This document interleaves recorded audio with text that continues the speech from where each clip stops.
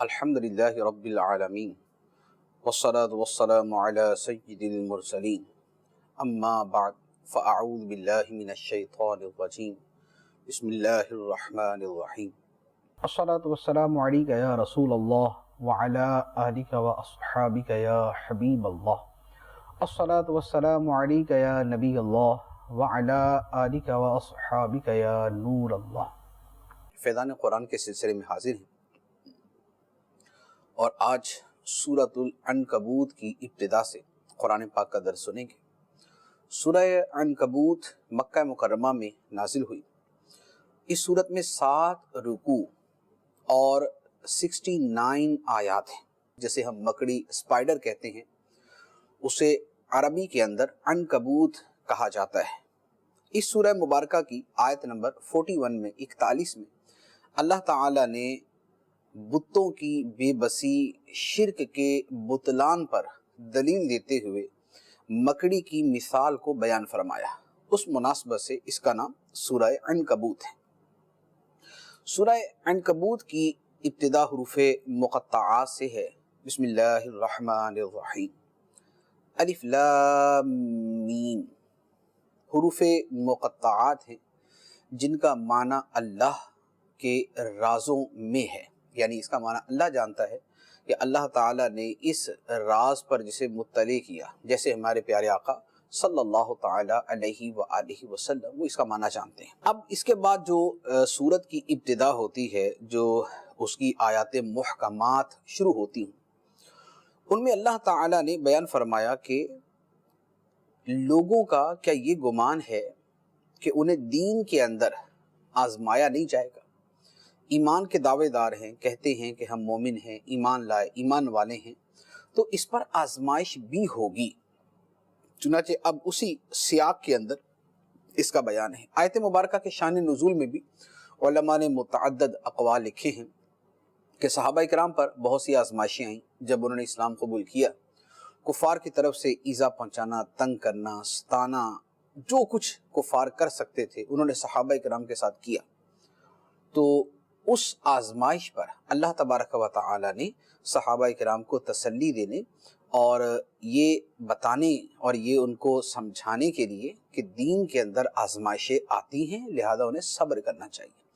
چنانچہ ارشاد ہوتا ہے، احسب الناس ان يتركوا ان يقولوا آمنا وهم لا يفتنون وَلَقَدْ فَتَنَّ الَّذِينَ مِن قَبْلِهِمْ فَلَيَعْلَمَنَّ اللَّهُ الَّذِينَ صَدَقُوا وَلَيَعْلَمَنَّ الْكَاذِبِينَ۔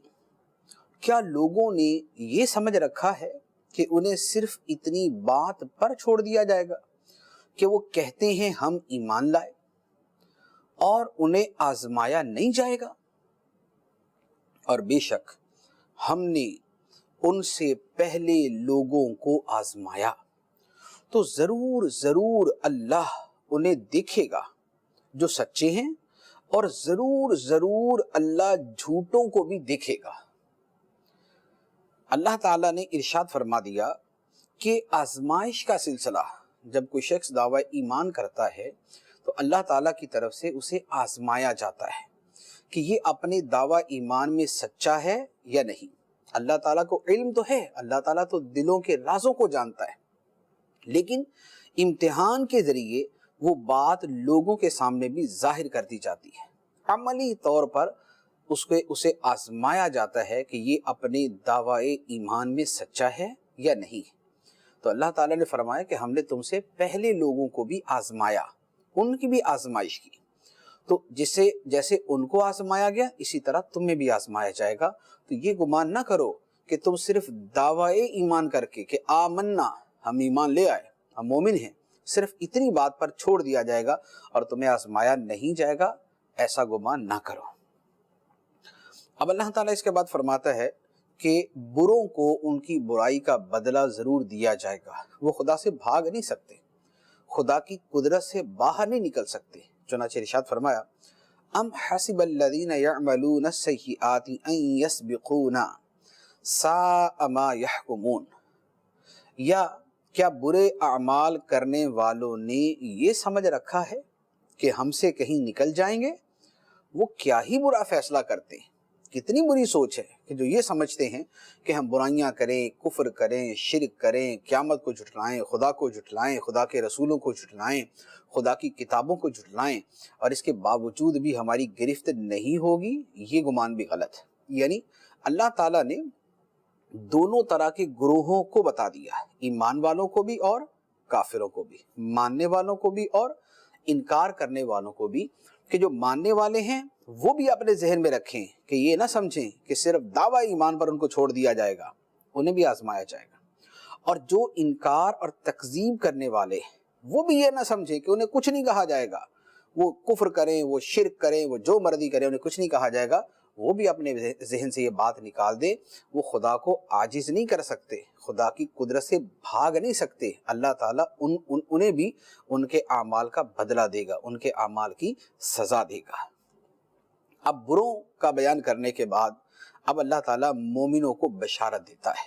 من کان یرجو لقاء اللہ فإن اجل اللہ لآت وهو السمیع العلیم ومن جاہد فإنما يجاهد لنفسه إن الله لغني عن العالمين والذين آمنوا وعملوا الصالحات لنكفرن عنهم سيئاتهم وَلَنَجْزِيَنَّهُمْ أَحْسَنَ الَّذِي كَانُوا يَعْمَلُونَ، جو اللہ کی ملاقات کی امید رکھتا ہو تو بے شک اللہ کا مقرر کیا ہوا وعدہ ضرور آنے والا ہے، اور وہی اللہ سننے والا جاننے والا ہے، اور جو کوشش کرے تو اپنے فائدے ہی کے لیے کوشش کرتا ہے، بے شک اللہ سارے جہان سے بے پرواہ ہے۔ اور جو لوگ ایمان لائے اور انہوں نے اچھے کام کیے تو ہم ضرور ان سے ان کی برائیاں مٹا دیں گے، اور ضرور انہیں ان کے اچھے اعمال کا بدلہ دیں گے۔ ایمان والوں کو، خدا سے ملاقات پر یقین رکھنے والوں کو، جنہیں یہ یقین ہے، جن کا ایمان ہے کہ ہمیں خدا کی طرف لوٹنا ہے، قیامت کے دن خدا سے ملاقات کرنی ہے، خدا سے ملنا ہے، تو فرمایا کہ جن کو یہ امید ہے تو یہ اللہ کا وعدہ پورا ہوگا کہ انہوں نے ملنا ہے۔ اور حقیقت تو یہ ہے کہ جو اسے نہیں مانتے، جو خدا سے ملاقات پر ایمان نہیں رکھتے، تو ملنا تو انہیں بھی خدا سے ہے، لیکن ان کا ملنا بصورت بشارت اور بصورت خوشخبری نہیں ہے، ان کا ملنا ان کی ہلاکت کے طور پر ہوگا، جبکہ جو ایمان والا ہے اس کا ملنا خدا کی طرف سے انعامات ملنے کے طور پہ ہوگا۔ پھر فرمایا کہ جو بندہ کوشش کرتا ہے، ومن جاہد، جس نے کوشش کی، کس چیز کی کوشش کی؟ اللہ کی رضا کے حصول کی کوشش کی۔ اب وہ اس کا ومن جاہد بصورت جہاد ہے کہ اللہ کی راہ میں اس نے لڑائی کی، قتال کی، یا اس کی وہ کوشش اللہ تعالیٰ کے احکامات پر عمل کرنے کے لیے، اللہ تعالیٰ کی نافرمانیوں سے بچنے کے لیے اس نے کوشش کی، یا اس نے مصیبت پر صبر کرنے کی کوشش کی، تو فرمایا کہ جو کوشش کرے گا تو وہ اپنی ذات کے فائدے کے لیے کوشش کرتا ہے، اس کا فائدہ اسی کو ہوگا، جو اچھی کوشش کرے گا اس کا فائدہ اسی کو ہوگا۔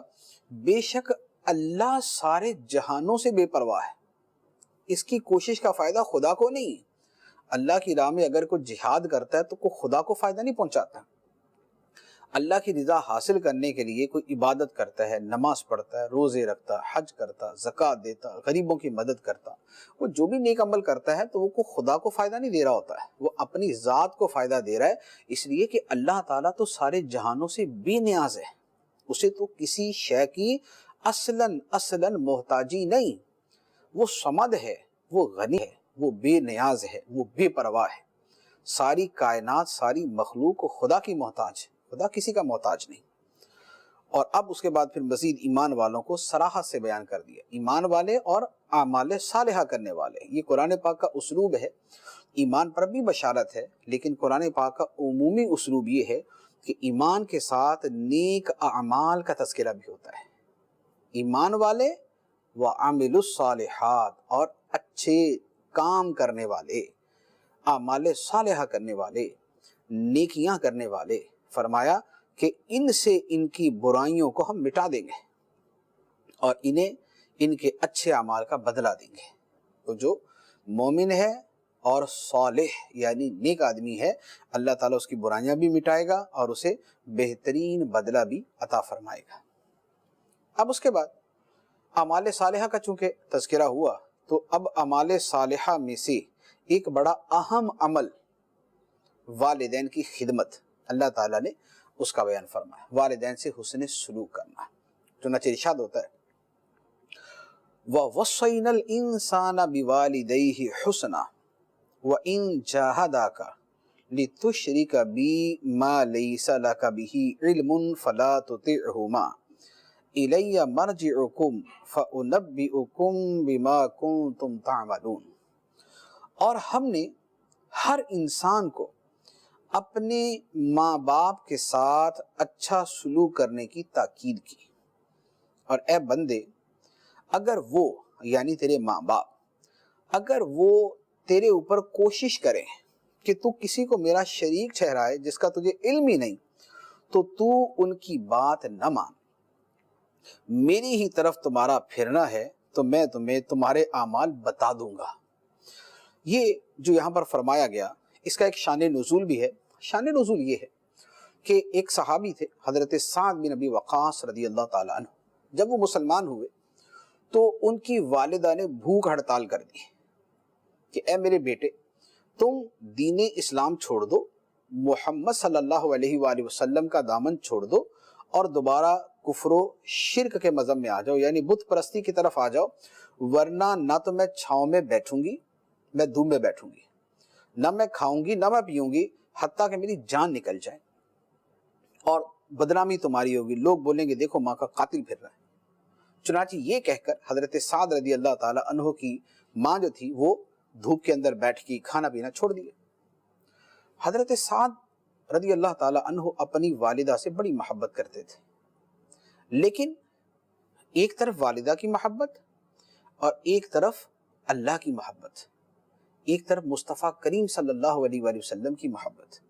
حضرت سعد رضی اللہ تعالی عنہ نے اپنی والدہ سے ارشاد فرمایا کہ اے ماں، اگر تیری ایک جان نہیں، اگر 100 جانیں بھی ہوں اور تو 100 جانیں بھی قربان کر دے تب بھی محمد صلی اللہ علیہ وسلم کو نہیں چھوڑوں گا۔ جب والدہ نے ان کی یہ استقامت، ایمان کی پختگی اور ان کے ایمان کی مضبوطی کو دیکھا تو پھر اس نے اپنی بھوک ہڑتال کو ختم کر دیا اور دوبارہ کھانا پینا شروع کر دیا۔ تو اب اس سیاق کے اندر اللہ تعالیٰ نے ارشاد فرمایا کہ والدین اگرچہ کافر و مشرک بھی ہوں تب بھی اولاد ان کے ساتھ اچھا سلوک کریں، لیکن شرک اور کفر کے معاملے میں، خدا کی نافرمانی کے معاملے میں والدین کی اطاعت نہیں کی جائے گی۔ یعنی والدہ نے جو یہ کہا نا کہ اے بیٹا تو شرک کر، خدا پہ جو ایمان ہے وہ چھوڑ دے، تو یہ بات نہیں ماننی۔ اللہ کی نافرمانی میں، خدا کی ناراضگی میں کسی کی اطاعت نہیں۔ ہاں اس سے ہٹ کر دنیا کے معاملات کے اندر والدین کی خدمت کی جائے گی، لہذا ماں باپ اگر کافر بھی ہوں تب بھی ان کی خدمت کی جائے گی، تب بھی ان کے حقوق ادا کیے جائیں گے، تب بھی ان کے ساتھ اچھا رویہ اختیار کیا جائے گا، تب بھی ان سے بات چیت کا انداز اچھا ہی ہوگا۔ ہاں اگر وہ بولے کہ معاذ اللہ کفر کرو، شرک کرو، گناہ کا کام کرو، تو پھر ان کی بات نہیں مانی جائے گی۔ لہذا ماں باپ اگر بولے کہ بیٹا نماز نہیں پڑھنا، ہرگز بات نہیں مانیں گے۔ ماں باپ بولے بیٹا داڑھی منڈا دو، داڑھی نہیں رکھنی، نہیں مانی جائے گی ان کی بات۔ کیوں؟ اس لیے کہ دنیا کے معاملے میں تو ماں باپ کی بات مانی جائے گی، لیکن جہاں وہ خدا رسول کے حکم کے مقابلے میں آئیں گے تو پھر ان کی حیثیت نہیں ہے، پھر اللہ اور اللہ کے رسول صلی اللہ علیہ وآلہ وسلم کی بات ہی کو مانا جائے گا۔ تو فرمایا کہ اگر تیرے ماں باپ کوشش کریں تجھ پر کہ تو میرے ساتھ کسی کو شریک ٹھہرائے جس کا تجھے علم ہی نہیں، اور حقیقتاً علم ہو ہی نہیں سکتا کیونکہ اس کا وجود ہی نہیں کسی شریک کا، تو پھر ان کی بات نہیں مان۔ اب اللہ تعالیٰ اس کے بعد فرماتا ہے والذین آمنوا وعملوا الصالحات لندخلنہم فی الصالحین، اور جو ایمان لائے اور انہوں نے اچھے کام کیے تو ضرور ہم انہیں نیک بندوں میں داخل کریں گے۔ مومنین اور صالحین، مومنین صالحین یعنی اچھے اعمال کرنے والے مومن یعنی نیک مسلمان۔ فرمایا نیک مسلمانوں کو ہم نیک بندوں میں ہی داخل کر دیں گے۔ اس میں ایک بڑی خوبصورت بات ہے، ایک تو نیک لوگوں کا صلہ ہے کہ اللہ ان سے پیار فرماتا ہے، اللہ تعالیٰ ان کی قدر فرماتا ہے۔ دوسری کتنی خوبصورت بات ہے کہ نیک لوگوں کا صلہ کیا ہے؟ اللہ تعالیٰ فرماتا ہے کہ نیک لوگوں کا صلہ یہ ہے کہ ہم انہیں نیک لوگوں میں ہی داخل کر دیں گے۔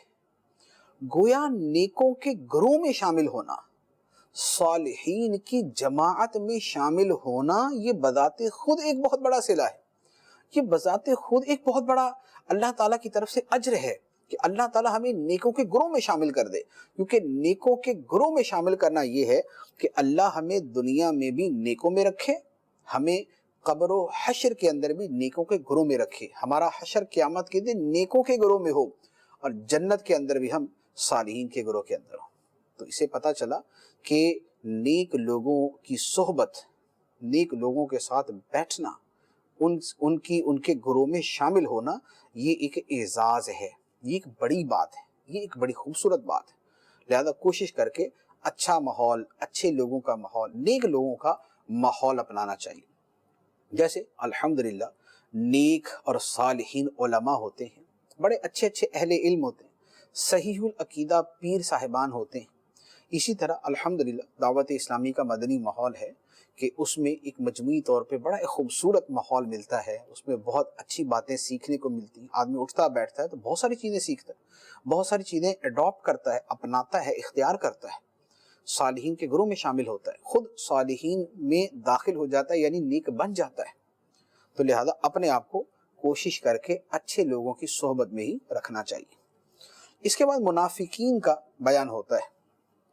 اللہ تعالیٰ ارشاد فرماتا ہے وَمِنَ النَّاسِ مَن يَقُولُ آمَنَّا بِاللَّهِ فَإِذَا أُوذِيَ فِي اللَّهِ جَعَلَ فِتْنَةَ النَّاسِ كَعَذَابِ اللَّهِ وَلَئِن جَاءَ النَّصْرُ مِن رَّبِّكَ لَيَقُولُنَّ إِنَّا كُنَّا مَعَكُمْ أَوَلَيْسَ اللَّهُ بِأَعْلَمَ بِمَا فِي صُدُورِ الْعَالَمِينَ وَلَيَعْلَمَنَّ اللَّهُ الَّذِينَ آمَنُوا وَلَيَعْلَمَنَّ الْمُنَافِقِينَ۔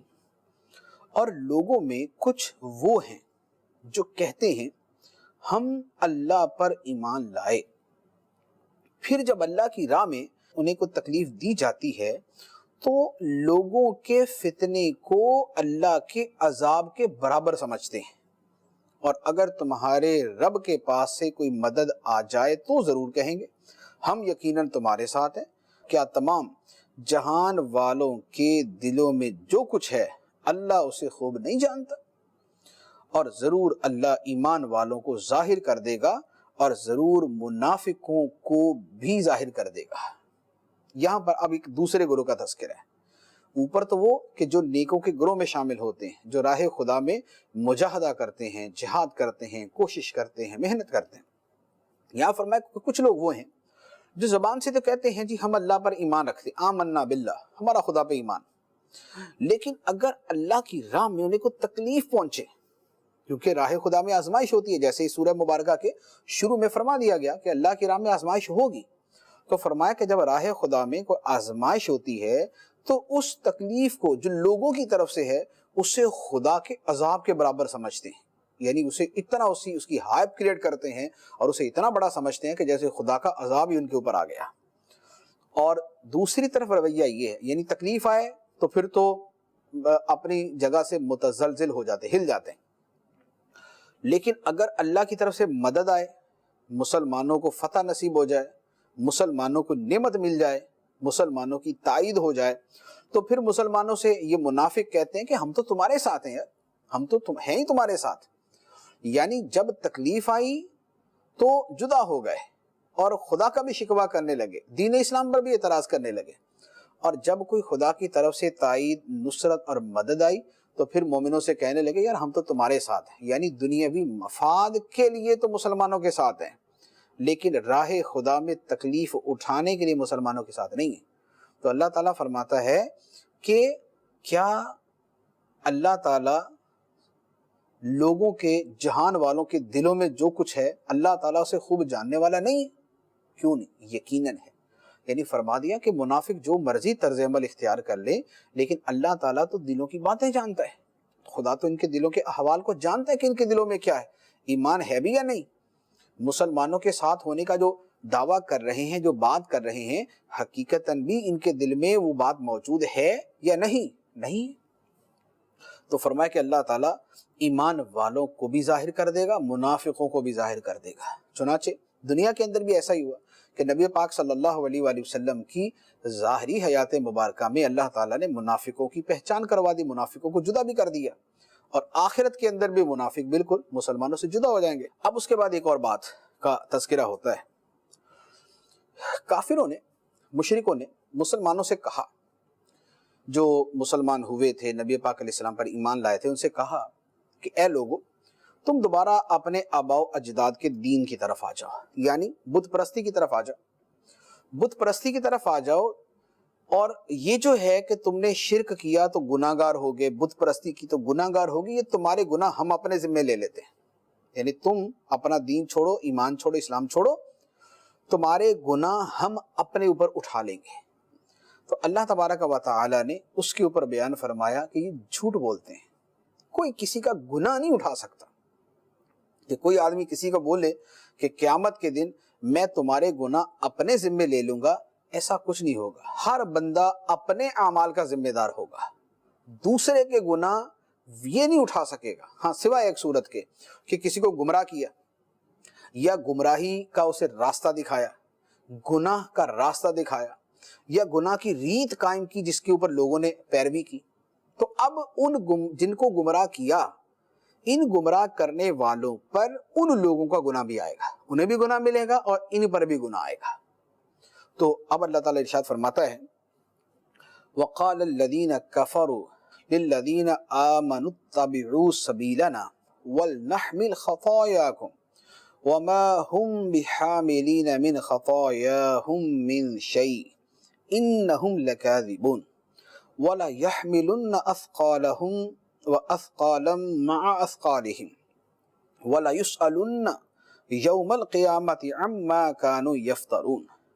اور کافروں نے مسلمانوں سے کہا، ہماری راہ پر چلو اور ہم تمہارے گناہ اٹھا لیں گے، حالانکہ یہ کافر ان کے گناہوں میں سے کچھ بھی بوجھ نہ اٹھائیں گے، بے شک وہ جھوٹے ہیں، اور بے شک ضرور یہ لوگ اپنے بوجھ اٹھائیں گے، اور اپنے گناہوں کے بوجھوں کے ساتھ اور بھی بوجھ اٹھائیں گے، اور ضرور ان سے قیامت کے دن ان کے بہتانوں کے بارے میں پوچھا جائے گا۔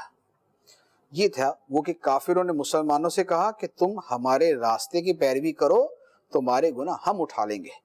تو اللہ تعالیٰ نے فرمایا کہ نہیں، یہ ان کے گناہوں کا بوجھ یہ نہیں اٹھائیں گے، یہ جھوٹے ہیں۔ ہاں، اپنا بوجھ اٹھائیں گے، اور جنہیں انہوں نے گمراہ کیا ان کا بوجھ اٹھائیں گے، اپنی پیروی کرنے والوں کا بوجھ اٹھائیں گے، اور پھر قیامت کے دن ان سے ان کے بہتانوں کے بارے میں کہ یہ جو انہوں نے کہا تھا کہ جی ہم تمہارے گناہوں کا بوجھ اٹھا لیں گے، یہ ان سے پوچھا جائے گا۔ اب یہاں پر ایک بات کی طرف توجہ کی ضرورت ہے کہ جو آدمی گناہ کا راستہ ایجاد کرتا ہے یا دوسروں کو گمراہ کرتا ہے، تو ان لوگوں کا گناہ یعنی پیروی کرنے والوں کا گناہ بھی اس موجد ایجاد کرنے والے کو ملتا ہے۔ تو گناہ کے معاملے کے اندر گناہ سے تو ویسے ہی بچنا چاہیے، خواہ وہ چھوٹا گناہ یا بڑا گناہ، ذاتی گناہ ہے یا متعدی گناہ ہے، لیکن جو متعدی گناہ یعنی جس کا اثر دوسروں تک جاتا ہے وہ زیادہ خطرناک ہے۔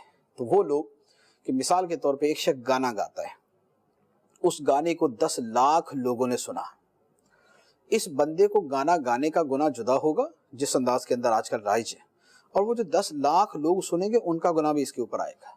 فلمیں بناتے ہیں، بے حیائی پر مبنی فلمیں بنائی یا معاذ اللہ کفریات پر مبنی فلمیں بنائی، بنانے والے کو بنانے کا ایک گناہ، اور اب اگر 10 کروڑ لوگوں نے اس کو دیکھا تو 10 کروڑ لوگوں کا گناہ اس فلم بنانے والے پر ہوگا۔ اسی طرح گناہوں کی اور صورتیں ہیں، جو بھی گناہ معاشرے کے اندر رائج کیا جاتا ہے، بے حیائی کی ویب سائٹس ہیں، جو بندہ بناتا ہے اسے گناہ، اب اس کے بعد دنیا میں اگر 1 ارب لوگ بھی دیکھیں گے، ان 1 ارب لوگوں کا گناہ اس فحش اور بے حیائی والی ویب سائٹ بنانے والے کو ہوگا۔ تو اب اس کے اوپر غور فرما لیں کہ یہ جو گناہ ہمارے معاشرے میں رائج ہیں، ڈرامے بنانا، فلمیں بنانا، گانے بنانا، موسیقی ترتیب دینا، اور یہ سارا کچھ کرتے ہیں اور بڑے اس کے اوپر فخر کرتے ہیں، اور جناب بڑا اس کے اوپر ایک اپنے آپ کو پراؤڈ فیل کرتے ہیں، اور بڑا ایک دوسرے کو شاباش دیتے ہیں، فیسٹیول منعقد کرتے ہیں، اور جناب اس کے جو ہے نا وہ ایوارڈ اس کے دیے جاتے ہیں۔ کس چیز کا ایوارڈ ہے؟ اس چیز کا کہ تم نے بے حیائی پھیلائی؟ یہ اس چیز کا ایوارڈ ہے کہ تم نے مسلمانوں میں یا لوگوں کے اندر گناہ پھیلائے؟ یہ اس چیز کا ایوارڈ ہے کہ تم لوگوں کو بے حیا بناتے ہو، بے شرم بناتے ہو، ان کو بے غیرتی سکھاتے ہو؟ یہ اس چیز کا ایوارڈ دیا جا رہا ہے؟ تو دنیا میں تو ٹھیک ہے، یہ دنیا میں صلے بھی مل جائیں گے، دنیا کے اندر سب کچھ مل جائے گا، لیکن آخرت کا کیا ہے کہ جو لوگ ان کی وجہ سے گناہ میں مبتلا ہوں گے، ان سب کے گناہوں کا بوجھ اس کے اوپر بھی ڈالا جائے گا۔ اللہ تعالی ہمیں اسے محفوظ فرمائے۔ اب اس کے بعد یہاں پر جیسے اوپر جتنی آیتیں گزری، اس میں آزمائشوں کا تذکرہ تھا کہ اللہ کی راہ میں تکلیفیں آتی ہیں، آزمائشیں آتی ہیں۔ اب اللہ تعالیٰ نبی پاک صلی اللہ علیہ وآلہ وسلم کو بھی تسلی دینے کے لیے اور مسلمانوں کو بھی تسلی دینے کے لیے کہ راہ خدا میں آزمائشیں آتی ہیں، راہ خدا میں تکلیفیں اٹھانا پڑتی ہیں، اللہ تعالیٰ اس کے لیے جو گزشتہ سابقہ رسول ہیں اللہ تعالیٰ ان کی مثالیں بیان فرماتا ہے۔ چنانچہ سب سے پہلے اللہ تعالیٰ نے حضرت نوح علیہ السلام کی مثال بیان فرمائی۔ نوح علیہ السلام کی مثال بیان کرنے کی وجہ یہ ہے کہ ایک تو نوح علیہ السلام سب سے پہلے رسول ہیں، اور نبی پاک علیہ السلام سب سے آخری رسول ہیں۔ رسول نوح علیہ السلام پہلے، نبی آدم علیہ السلام پہلے، نوح علیہ السلام پہلے رسول کے جن کو اللہ تعالیٰ نے کافروں کی طرف بھیجا۔ تو اب یعنی نوح علیہ السلام اللہ کے وہ پہلے رسول ہیں جنہیں کافروں کی طرف بھیجا گیا۔ اب یہاں پر اور دوسری بات کہ نوح علیہ السلام کو اللہ تعالیٰ نے بڑی لمبی زندگی عطا فرمائی۔ کتنے لوگ مومن ہوئے؟ بعض روایتوں میں 40 ہے، 42 ہے، 70 ہے، 72 ہے، تقریباً یعنی اس کے آس پاس ہے، اتنے لوگ صرف ان پر ایمان لائے اور مسلمان ہوئے 950 سال کی تبلیغ کے بعد۔ تو نبی پاک علیہ السلام کو بھی اس حوالے سے ایک تسلی دی گئی کہ آپ بھی تبلیغ فرما رہے ہیں، لوگ اتنی تیزی کے ساتھ اسلام نہیں قبول کر رہے جو آپ کا دل کرتا ہے، لیکن اب یہ دیکھیں کہ نوح علیہ السلام تو 950 سال تبلیغ کرتے رہے، ان پر کتنے لوگ ایمان لائے۔ تو چنانچہ اب بیان ہوتا ہے، ارشاد فرمایا وَلَقَدْ أَرْسَلْنَا نُوحًا إِلَىٰ قَوْمِهِ فَلَبِثَ فِيهِمْ أَلْفَ سَنَةٍ إِلَّا 50 عَامًا فَأَخَذَهُمُ الطُّوفَانُ وَهُمْ ظَالِمُونَ، اور بے شک ہم نے نوح کو اس کی قوم کی طرف بھیجا تو وہ ان میں 50 سال کم 1000 سال رہے، پھر قوم کے ایمان نہ لانے کی وجہ سے لوگوں کو طوفان نے پکڑ لیا اور وہ لوگ ظالم تھے۔ فَأَنْجَيْنَاهُ وَأَصْحَابَ السَّفِينَةِ وَجَعَلْنَاهَا آیَةً لِلْعَالَمِينَ، تو ہم نے نوح اور کشتی والوں کو بچا لیا اور اس کشتی کو سارے جہان کے لیے نشانی بنا دیا، یعنی پوری قوم تباہ ہو گئی۔ نوح علیہ السلام اور نوح علیہ السلام نے جن لوگوں کو اپنی کشتی میں سوار کیا تھا اللہ تعالیٰ نے ان کو بچا لیا۔ اب دوسرے رسول حضرت ابراہیم علیہ السلام کا واقعہ بیان ہوتا ہے، یہ بڑا تفصیل سے واقعہ بیان ہوا۔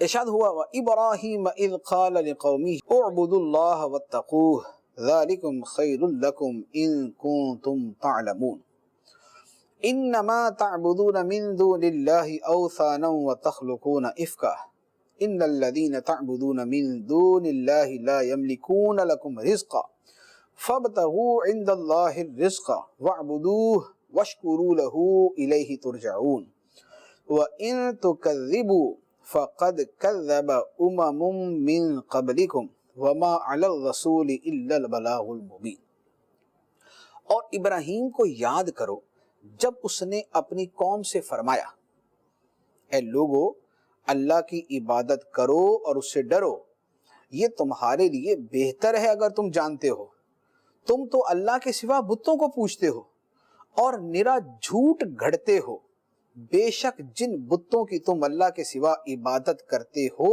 وہ تمہارے لیے روزی کے کچھ مالک نہیں، تو تم اللہ کے پاس رزق ڈھونڈو اور اس کی عبادت کرو اور اسی کے شکر گزار بنو، اسی کی طرف تم لوٹائے جاؤ گے۔ اور اگر تم مجھے جھٹلاؤ گے، ابراہیم علیہ السلام نے فرمایا کہ اے لوگو، اگر تم مجھے جھٹلاؤ گے تو تم سے پہلے کتنے ہی گروہ جھٹلا چکے ہیں، اور رسول کے ذمہ تو صرف صاف پہنچا دینا ہے، تبلیغ کر دینا ہے۔ یہ حضرت ابراہیم علیہ السلام نے فرمایا۔ تو اللہ تعالیٰ نے پہلے تو فرمایا کہ اے محبوب علیہ السلام، ابراہیم علیہ السلام کو یاد کرو کہ ابراہیم علیہ السلام نے اپنی قوم کو اللہ کی عبادت، اللہ کے تقوی، اللہ کے خوف کی طرف بلایا، اور ان کو فرمایا کہ یہ جو بت ہیں جنہیں تم خود بناتے ہو، جنہیں تم خود جو ہے وہ گڑھتے ہو، تیار کرتے ہو، تو ان کے بارے میں خدا ہونے کا جھوٹ بھی تم گڑھتے ہو، بت بھی بناتے ہو اور بتوں کے بارے میں یہ دعویٰ بھی گھڑتے ہو کہ یہ خدا ہیں۔ تو یہ جو بت ہیں یہ تو تمہاری روزی کے مالک نہیں ہیں، کیونکہ یہ بت تو تم نے خود اپنے ہاتھوں سے بنائے۔ جن چیزوں کو تم نے اپنے ہاتھوں سے بنایا وہی تمہیں رزق دینے والی ہو، یہ کیسے ہو سکتا ہے؟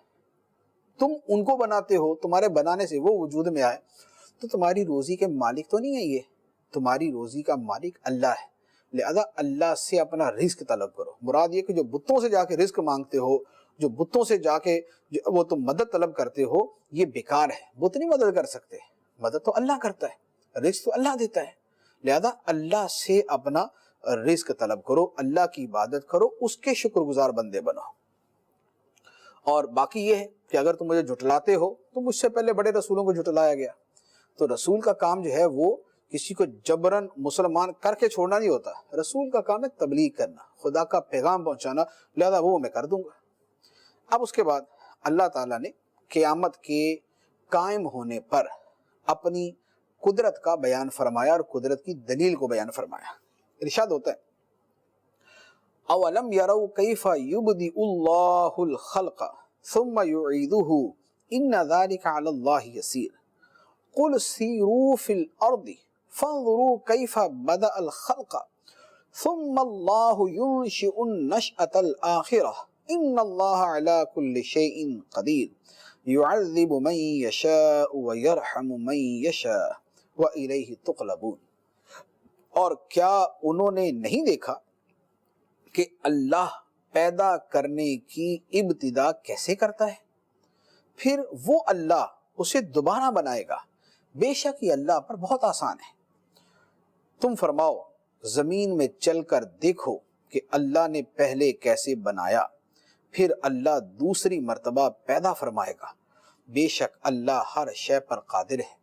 وہ جسے چاہتا ہے عذاب دیتا ہے اور جس پر چاہتا ہے رحم فرماتا ہے، اور تم اسی کی طرف پلٹائے جاؤ گے۔ یہ اللہ تعالیٰ نے بیان فرمایا کہ اللہ کی قدرت پہ غور کرو۔ اللہ تعالیٰ لوگوں کی یا مخلوقات کی پیدائش کی ابتدا کیسے کرتا ہے، ہر چیز کی ابتدا دیکھ لو۔ انسان ہے، کیسے پیدا کیا اللہ تعالیٰ نے؟ ایک قطرے سے انسان بنا دیا۔ جانور اللہ تعالیٰ نے پیدا کیے، کہاں سے؟ اسی طرح کے قطرے سے۔ اتنے بڑے بڑے درخت، اتنے چوڑے چوڑے درخت، اتنے پھلوں والے درخت اللہ تعالیٰ نے پیدا کر دیے، کس سے؟ اتنے سے بیج سے، معمولی چھوٹے سے بیج سے۔ یہ پوری زمین خدا نے پیدا کر دی، آسمان بنا دیے۔ اللہ تعالیٰ نے جو چیزیں، جو مخلوقات پیدا کی ہیں، فرمائے انہیں دیکھو۔ اللہ نے مخلوق کی ابتدا کیسے فرمائی؟ تو جس خدا نے ایک قطرے سے انسان بنا دیا، جس نے ایک ایک قطرے سے جانور بنا دیے، جس نے چھوٹے سی بیج سے درخت بنا دیے، وہی خدا قیامت کے دن دوبارہ پیدا کر دے گا انسانوں کو۔ دوبارہ انسان جو ہے وہ ہڈیاں بن جائیں گے، گل سڑ جائیں گے مرنے کے بعد، لیکن قیامت کے دن اللہ تعالیٰ دوبارہ پیدا کر دے گا۔ اگر ایک قطرے سے پورا انسان بن سکتا ہے تو پھر اس کے کسی نہ کسی چھوٹے موٹے باقی بچ جانے والے ذرے سے اللہ تعالیٰ کیوں نہیں پیدا کر سکتا؟ آخر کیا وجہ کہ جو خدا ایک قطرے میں تو وہ صلاحیت پیدا کر دے کہ اس سے انسان بنا دے، اس میں زندگی ڈال دے، تو وہ خدا ایک چھوٹے سے کسی اور ذرے کے اندر، کوئی ہڈی کا ذرہ، کوئی کسی اور چیز کا ذرہ، اس میں اللہ تعالیٰ ایسی قدرت کیوں نہیں پیدا کر سکتا کہ وہ دوبارہ انسان بن جائے؟ تو اللہ تعالیٰ ایسی بنائے گا۔ تو فرمایا کہ مخلوق کی ابتدا کو دیکھو، جس نے جب کچھ نہیں تھا تب بنا دیا، تو جب کچھ بنیاد ہوگی انسان کی تو اللہ تعالیٰ دوبارہ اسے پیدا کر دے گا، تو اس میں کیا مشکل ہے؟ ان ذالک علی اللہ یسیر، بے شک یہ اللہ پر بڑی آسان بات ہے، یہ کوئی مشکل نہیں۔ خدا کے لیے تو پہلے پیدا کرنا بعد میں پیدا کرنا سب برابر ہے۔ ہم اگر اپنے اوپر غور کریں تو ہمارے لیے یہ انسانوں کے اعتبار سے یہ ہے کہ ابتداءً بنانا زیادہ مشکل ہے، پھر بنی بنائی چیز کے اوپر مثال کے آگے بنا دینا یہ زیادہ آسان ہے، لیکن خدا کے لیے تو سب برابر ہے۔ تو فرمایا جس نے پہلے پیدا کیا تو دوسری مرتبہ پیدا کرنا اس کے لیے کیا مشکل ہو سکتا ہے۔ اب اس کے بعد اللہ تعالیٰ نے کفار کو تنبیہ فرمائی کہ تم کوئی خدا کو عاجز نہیں کر سکتے، تمہاری قدرت کیا، خدا کی قدرت کیا، تم خدا کو عاجز نہیں کر سکتے۔ ارشاد ہوا وَمَا أَنْتُمْ بِمُعْجِزِينَ فِي الْأَرْضِ وَلَا فِي السَّمَاءِ وَمَا لَكُمْ مِنْ دُونِ اللَّهِ مِنْ وَلِيٍّ وَلَا نَصِيرٍ وَالَّذِينَ كَفَرُوا بِآيَاتِ اللَّهِ وَلِقَائِهِ أُولَئِكَ يَئِسُوا مِنْ رَحْمَتِي وَأُولَئِكَ لَهُمْ عَذَابٌ أَلِيمٌ، اور نہ تم زمین میں ہمیں عاجز کرنے والے ہو اور نہ آسمان میں، اور تمہارے لیے اللہ کے سوا نہ کوئی کام بنانے والا ہے اور نہ مددگار۔ اور وہ لوگ جنہوں نے اللہ کی آیتوں کا اور اللہ سے ملنے کا انکار کیا، یعنی قیامت کا، وہی لوگ ہیں جو میری رحمت سے مایوس ہیں اور ان کے لیے دردناک عذاب ہے۔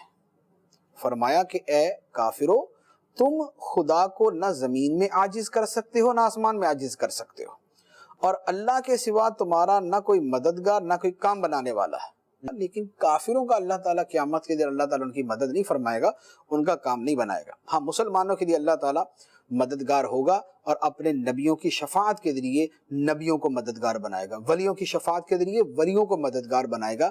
تو اللہ کے جو نبی ہیں، ولی ہیں، خدا کے پیارے ہیں، وہ اللہ کی اجازت سے، اللہ کی اجازت سے، اللہ کی عطا سے مدد کریں گے، اللہ کی عطا کے بغیر نہیں۔ نہ یہ کہ وہ اصلاً نہیں کریں گے، ایسا بھی نہیں ہے، ورنہ تو شفاعت کی ساری حدیثوں کا معاذ اللہ انکار ہو جائے۔ اللہ کے نبی، ولی، پیارے مددگار ہیں، مدد کریں گے، لیکن اللہ کی اجازت سے، اللہ کی عطا سے۔ تو اللہ کی عطا سے بھی انکار کر دینا کہ نہیں خدا کی اجازت اور عطا سے بھی مدد نہیں کریں گے، یہ تو قرآن کی 20 آیتوں کا انکار ہے۔ ہاں، کافروں کی مدد کسی بھی صورت نہیں ہوگی۔ اب اللہ تعالیٰ نے، چونکہ حضرت ابراہیم علیہ السلام کا واقعہ چل رہا ہے، اللہ تعالیٰ نے ابراہیم علیہ السلام کا اب وہ مشہور واقعہ بیان کیا کہ جب کافروں نے کہا کہ ابراہیم کو آگ میں ڈال کے آگ میں جلا دو، ان کو قتل کر دو یا ان کو جلا دو، چنانچہ اللہ تعالیٰ اس کا بیان فرماتا ہے۔ ارشاد فرمایا فما کان جواب قومہ الا ان قالوا اقتلوہ او حرقوہ فانجاہ اللہ من النار ان فی ذلک لآیات لقوم یؤمنون۔ تو ابراہیم کی قوم کا کوئی جواب نہ تھا۔ کب؟ جب ابراہیم علیہ السلام نے وہ بتوں کو توڑا تھا، اور بتوں کو توڑنے کے بعد جب قوم واپس آئی، بت ٹوٹے ہوئے دیکھے تو آپس میں کہنے لگے یہ ہمارے خداؤں کے ساتھ یہ کیا کر دیا، یہ کس نے ہمارے خدا توڑ دیے؟ تو پھر کسی نے کہا کہ ابراہیم نام کا ایک نوجوان تھا، وہ اس طرح کی باتیں کر رہا تھا۔ ابراہیم علیہ السلام کو لایا گیا، ابراہیم علیہ السلام سے بات چیت ہوئی، ابراہیم علیہ السلام نے بڑے لاجواب قسم کے جواب دیے۔ تو اب اس کے بعد قوم کے پاس جواب تو تھا کوئی نہیں، کہ ابراہیم علیہ السلام نے جب یہ فرمایا کہ بھئی یہ بت جو ہیں، یہ ان کے بڑے بت سے پوچھ لو کس نے توڑا، تو اب وہ سمجھتے تھے کہ بت تو بولتے ہی نہیں ہیں۔ تو اب یہ جو سوال جواب ہوئے، تو اس کے بعد اب قوم کا کیا جواب تھا، اللہ تعالیٰ نے اس کا بیان فرمایا۔ تو ان کی قوم کا کوئی جواب نہ تھا مگر یہ کہ قوم نے کہا ابراہیم کو قتل کر دو یا جلا دو، تو اللہ نے انہیں یعنی ابراہیم کو آگ سے بچا لیا، بے شک اس میں ایمان والوں کے لیے ضرور نشانیاں ہیں۔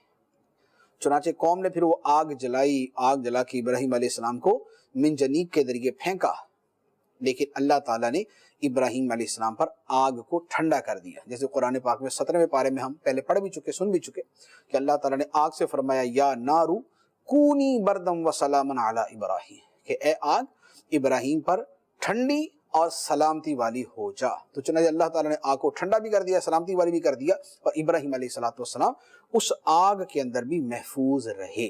تو اللہ تعالیٰ یہاں پر اسے دوبارہ بیان فرماتا ہے فَأَنْجَاهُ اللَّهُ مِنَ النَّارِ، اللہ نے ابراہیم کو آگ سے نجات عطا فرمائی۔ اس کے بعد پھر ابراہیم علیہ السلام نے دوبارہ اپنی قوم کے بت پرستوں کو سمجھایا، اور پھر اس کے بعد ابراہیم علیہ السلام نے ہجرت کی۔ پھر اللہ تعالیٰ نے ابراہیم علیہ السلام کو بہت سارے فضائل سے نوازا، بہت سارے کمالات عطا فرمائے۔